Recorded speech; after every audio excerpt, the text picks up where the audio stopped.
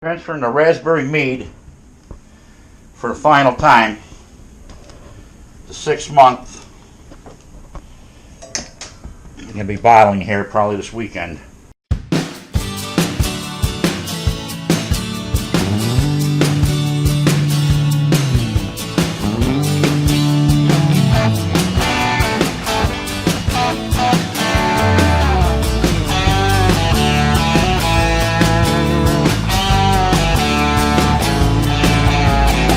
We're using what's called a fast label.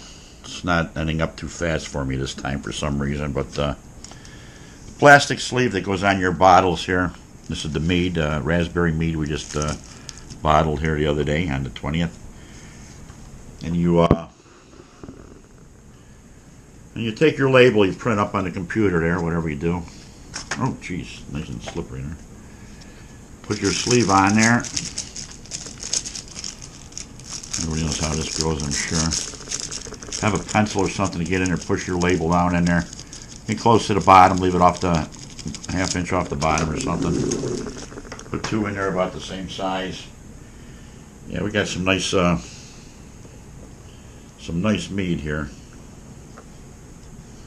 Of course, it helps if the bottle's dry and clean. That's not sticky from the mead, because that label don't want to go on there if that's the case. She'll just not want to slide up on there for you. So let's try to do one here right from the get-go. We'll take this label or the plastic out. See if the bottle's dry enough to. I usually use bleach rag on it first, but I didn't do it this time. It's going to be difficult. It's supposed to be a fast label. So if the bottle's dry enough and static free, it'll slide right in there. There it goes, not too bad. Slide it up there. Oh, she's a sticky one this time. Like I say, all the way up there. Grab your label again. Of course, I don't know if that's coming out good.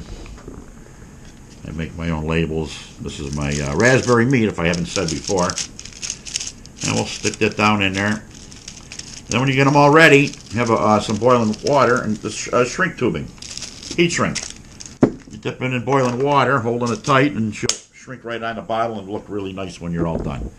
So I'll get back to it, get all these done here. I got the other ones that can, the other labels go on with milk. It's just a paper label. Mead bottles lined up here, ready to get the labels on there. Like I say, get your sleeves on, take a pencil, adjust your label to where you want it to be straight, as straight as possible.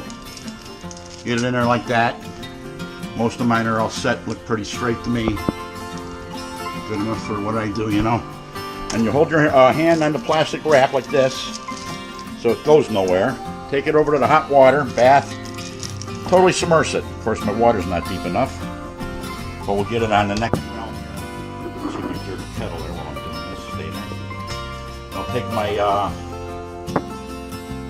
my cap here. You put them on top of the bottles like that. So the one I just dipped isn't fully submerged. It didn't seal the top of it. So I'll hold it like that. I don't know if I can do this with the camera. Stick it in, get my finger out of the way, and get the rest of the top of that, top of the shrink wrap to seal on there. And that's what it looks like. Boiling water, take your bottle, stick her in. And this one I can just turn sideways. Take it out. Take your cap. Smack your cap on there, hold it with one finger.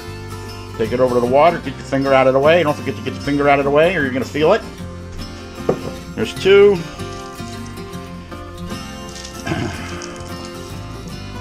Turn it in there sideways so that it gets covered in the hot water, it shrinks. That one's a little crooked. Get your, in this case, these are purple caps I'm using. They got all different colors. They got these green ones, purple ones, red ones, whatever color you want. I just thought that would look nice with this this bottle.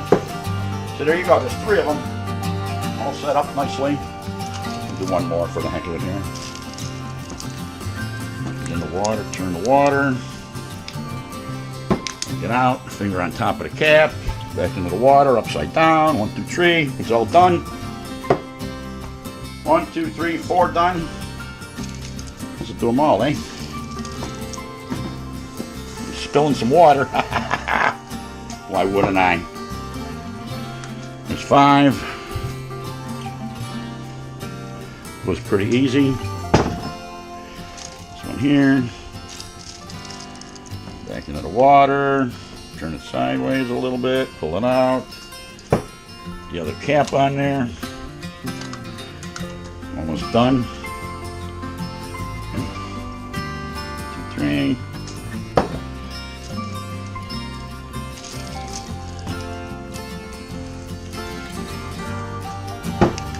Going really good. We did 23 bottles of mead here. These are the littler bottles. The other bottles use a paper label.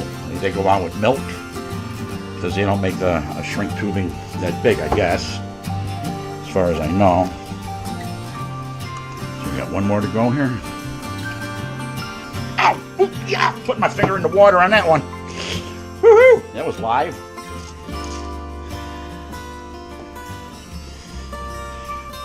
Finger in the hot boiling water. You witnessed it here. I got burnt. And that's it. Just as easy as that was done. We did 2, 4, 6, 8, 9 bottles. Bingo. I just want to rinse the line out. I've already sanitized it, cleaned it.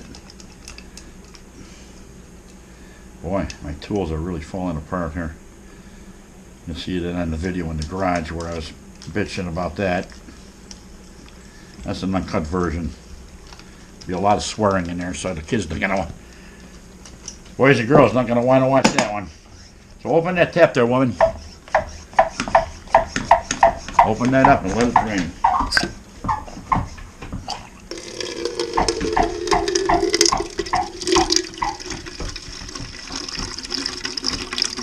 And the cheap pump is starting to fail us.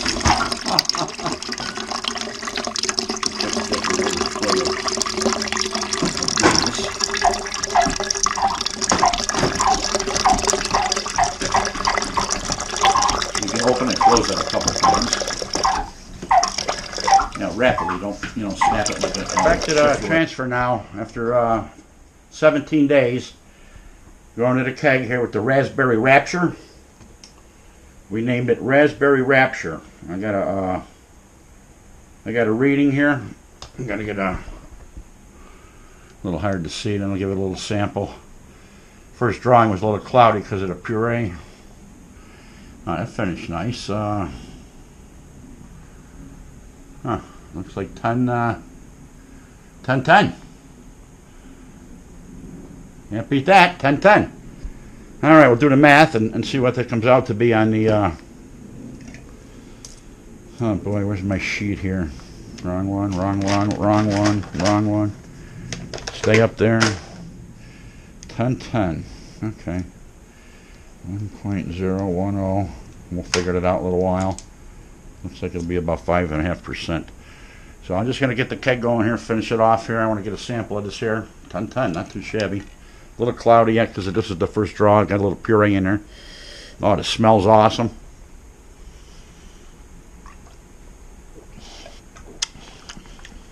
Oh yeah, just like the first one. Why wouldn't it be?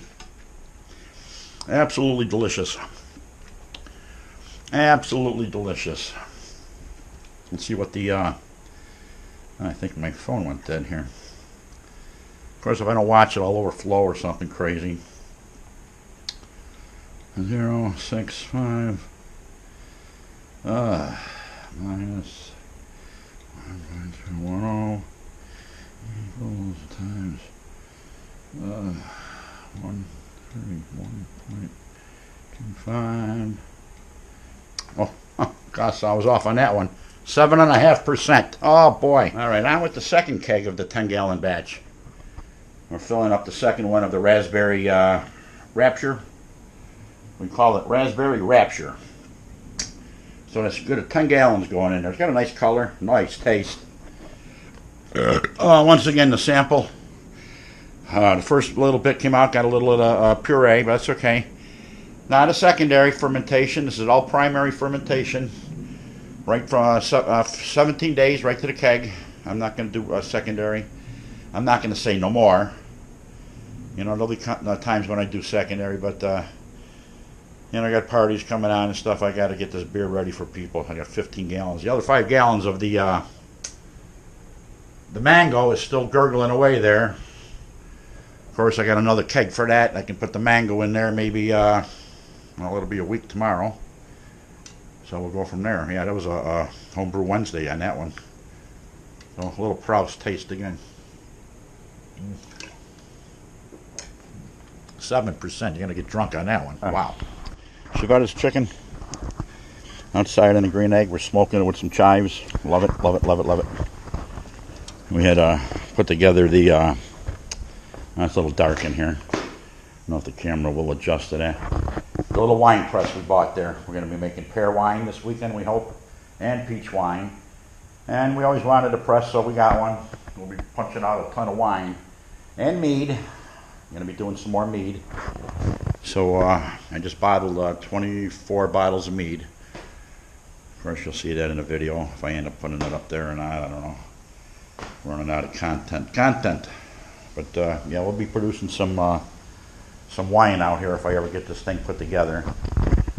And other surprises down the road, I guess. I'm hoping, but we'll play it all by ear. You know how that works. Why wouldn't I?